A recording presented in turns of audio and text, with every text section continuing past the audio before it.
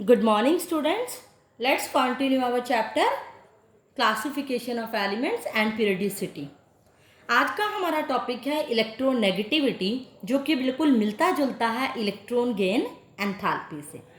तो पहले आप इसकी डेफिनेशन फोकस कीजिए। वैसे तो बहुत ज़्यादा डिफरेंस है इस प्रॉपर्टी में, बट थोड़ा सा एक छोटा सा डिफरेंस है जो कि इस डेफिनेशन को इलेक्ट्रॉन गेन एंथैल्पी से बिल्कुल अपोजिट कर देता है। तो let's start. It is the tendency of an atom of an element to attract shared pair of electron toward itself in a covalent bond. ये क्या करता है, कोई भी एक एटम है, कोई भी एलिमेंट का कोई एटम जिसके अंदर क्या होते हैं शेयर्ड पेयर ऑफ इलेक्ट्रॉन। मान लो HX कोई एलिमेंट है, इसके अंदर मान लो कोवलेंट बॉन्ड बन रहा है। शेयरिंग ऑफ इलेक्ट्रॉन से तो कोवलेंट बॉन्ड ही बनेगा, और आपको पता है बॉन्ड दो एटम के अंदर बनता है। कभी भी सिंगल एटम, उसमें क्या होता था आइसोलेटेड सिंगल एटम की बात हुई, लेकिन यहाँ पर क्या होंगे, दो एटम होंगे, मीन्स उसके अंदर कोवलेंट बॉन्ड होगा, शेयरिंग होगा। और आपको पता है जब एक से कोई इलेक्ट्रॉन लेता है, एक लेने वाले पे नेगेटिव और देने वाले पे पॉजिटिव, क्योंकि इसने पूरे इलेक्ट्रॉन नहीं लिए, पार्शली लिए, इसीलिए डेल्टा नेगेटिव और डेल्टा पॉजिटिव चार्ज आता है। और इसी को हम कहते हैं, जिसके ऊपर डेल्टा नेगेटिव चार्ज आया, जिसने इलेक्ट्रॉन लिए, यानी मोर इलेक्ट्रोनेगेटिव एलिमेंट, उस एलिमेंट को हम क्या कहते हैं, इलेक्ट्रोनेगेटिव एलिमेंट। तो इस केस में हम कहेंगे H और X के केस में X is more electronegative than H से ज़्यादा इलेक्ट्रोनेगेटिव है, क्योंकि इसने नेगेटिव चार्ज ज़्यादा ले लिया, डेल्टा नेगेटिव चार्ज है इसके ऊपर, इसीलिए इस एलिमेंट को हम कहते हैं इलेक्ट्रोनेगेटिव एलिमेंट। तो आपने सुना होगा इलेक्ट्रोनेगेटिविटी हमेशा एक ऐसी प्रॉपर्टी होती है जिसको हम कंपेयर करते हैं, रिलेटिव क्वांटिटी नहीं है, मीन्स रिलेटिव क्वांटिटी होती है ये, कि इसको हम क्या करते हैं, दूसरे से कंपेयर करते हैं, एक दूसरे से रिलेट करते हैं। अपने आप में अकेले हम नहीं कह सकते इसको, इसके कंपैरेटिव में कहेंगे कि ये रिलेटिव है, इसके रिलेटिव में ज़्यादा इलेक्ट्रोनेगेटिव है या कम है। इसके ऊपर दो केमिस्ट ने अपनी बात कही थी इलेक्ट्रोनेगेटिव को एक्सप्लेन करने के लिए।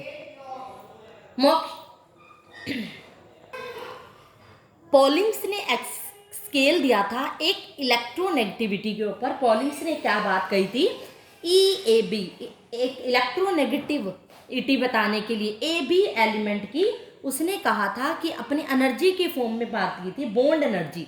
AB क्या है, बॉन्ड एनर्जी ऑफ A और B, मतलब अलग अलग कोई एलिमेंट है, उसकी बॉन्ड एनर्जी किसके बराबर होगी, EAA इंटू EBB का स्क्वायर रूट। मतलब AA मतलब कोई एलिमेंट है A, मान लो HH, सेम उनका बॉन्ड, मल्टीप्लाई BB सेम दूसरा एलिमेंट, और EAB मतलब बॉन्ड एनर्जी ऑफ H और X डिफरेंट एलिमेंट, उसकी bond energy EAA into EABB का स्क्वायर रूट के बराबर होगी। और इसने क्या कहा था, सिर्फ आपको इसमें पॉलिंग स्केल के अंदर फॉर्मूले याद करने हैं कि इसने इलेक्ट्रोनेगेटिविटी के बीच में बॉन्ड एनर्जी का फॉर्मूला दिया था। एक इसने क्या दिया था, इलेक्ट्रोनेगेटिविटी को के डिफरेंस को दिया था, ये X, इसको वैसे बोलते हैं काई, इस काई A माइनस काई B, इसके डिफरेंस को, इलेक्ट्रोनेगेटिविटी के डिफरेंस को एक इक्वेशन से दिया था 0.12 डेल्टा E की पावर 1/2, यानी इसका अंडर रूट, यानी दो एलिमेंट के इलेक्ट्रोनेगेटिविटी के डिफरेंस को हम लिखेंगे equal to 0.12 into delta E का अंडर रूट। डेल्टा E होता है चेंज इन एनर्जी के अंडर रूट के बराबर है। ये इलेक्ट्रोनेगेटिविटी, पॉलिंग्स ने इलेक्ट्रोनेगेटिविटी के बारे में कहा था। अगर ये पूछे कि पॉलिंग ने इलेक्ट्रोनेगेटिविटी के बारे में क्या कहा था, जस्ट हम इसका फॉर्मूला बताएंगे। दूसरा जो केमिस्ट था वो था मलिकन स्केल ऑफ इलेक्ट्रोनेगेटिविटी के नाम से जानते हैं, जिन्होंने इलेक्ट्रोनेगेटिविटी के एक फॉर्मूला दिया था, कायन इक्वल टू डेल्टा IG यानी एंथैल्पी, आयनाइजेशन एंथैल्पी प्लस में डेल्टा HEG मतलब इलेक्ट्रॉन गेन एंथैल्पी का सम बाय में 2।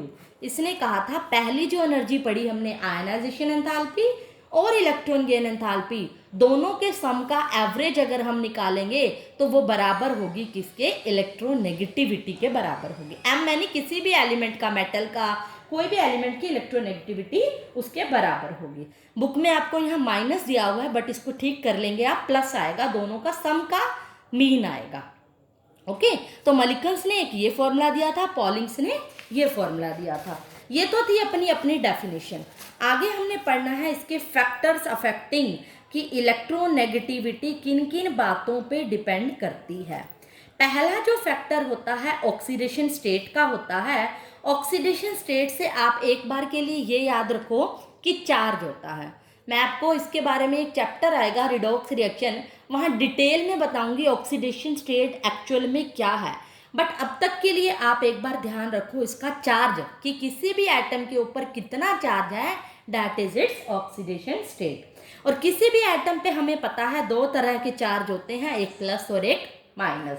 तो ये इलेक्ट्रोनेगेटिविटी किस बात पे डिपेंड करती है कि इलेक्ट्रोनेगेटिविटी इंक्रीज होती है जैसे ही पॉजिटिव ऑक्सीडेशन स्टेट इंक्रीज होगी।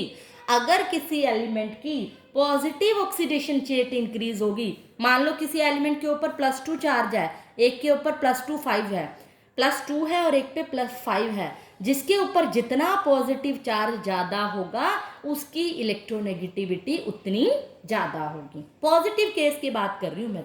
तो positive oxidation state increases, electronegativity increases. क्यों?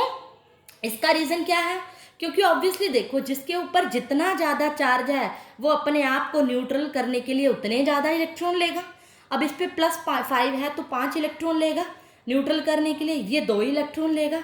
तो हमें पता है tendency to gain the electron, definition में मैंने बताया था जो इलेक्ट्रॉन लेता है उसके ऊपर डेल्टा नेगेटिव चार्ज होता है और वो मोस्ट इलेक्ट्रोनेगेटिव एलिमेंट उसके कंपैरेटिव में वो इलेक्ट्रोनेगेटिव ज़्यादा होता है।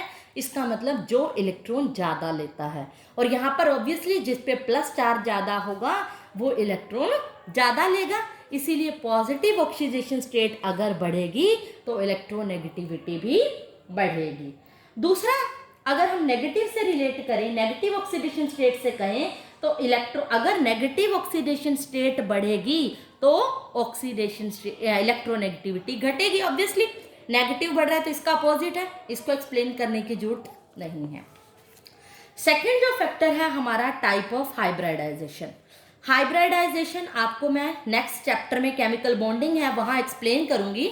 एक बार के लिए आप शॉर्ट में इस चैप्टर के अंदर छोटी सी बात समझ लो कि एस करेक्टर जिसका ज़्यादा होगा उसकी इलेक्ट्रोनेगेटिविटी ज़्यादा होगी। मुझे पता है ये वाला फैक्टर आपको अभी अच्छे से समझ नहीं आएगा क्योंकि ना तो आपको हाइब्रिडाइजेशन का पता है ना ही एस करेक्टर का। इसको समझने के लिए हम 4th चैप्टर का वेट करेंगे, केमिकल बॉन्डिंग का। फिलहाल अब तक के लिए ये ध्यान रखो जिसका एस करेक्टर ज़्यादा उसकी इलेक्ट्रोनेगेटिविटी ज़्यादा। फॉर एग्जाम्पल मैं कहती हूँ एक sp है हाइब्रिडाइजेशन, sp2 है और एक की sp3 है। अब देखो टोटल हाइब्रिडाइजेशन S और P से मिलकर बन रही है। ये क्या होती है? हाइब्रिडाइजेशन होती है। ये सब मैं निकालनी सिखाऊंगी। अगर मान लो एक S है एक P है तो यहाँ पर S का जो कंट्रीब्यूशन हुआ कितना हुआ? 50%। इसका 50 और इसका 50 मिलके 100 बना। यहाँ पर देखो 1 2 3 यानी तीनों को मिलाकर क्या बनता है? टोटल 100। यानी S के हिस्से में कितना आया? 33%। तीसरा हिस्सा आया 100 का, क्योंकि टोटल कितने हैं? S 1 P 2 3 हो गए। यहाँ पर देखो 3 और 1 4, टोटल 4 है। S का चौथा हिस्सा आया तो मीन्स 25% कॉन्ट्रीब्यूशन हुआ S का। S करेक्टर अब किस में ज़्यादा हुआ?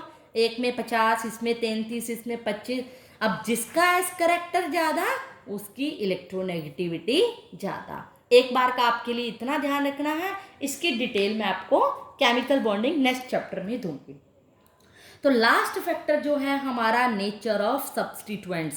सब्स्टिट्यूएंट्स का मतलब होता है साथ लटके हुए ग्रुप, मतलब जो भी एलिमेंट अटैच है। जैसे मान लो CH3 CS, ये एलिमेंट्स लिए मैंने। कोई भी कार्बन के साथ कौन लटका हुआ है, कौन बॉन्ड बना रहा है? That is substituent. सब्स्टिट्यूएंट की डिटेल हमारी आएगी ऑर्गेनिक में, बट अब ये वाला फैक्टर आपको फिर भी समझ में आ जाएगा।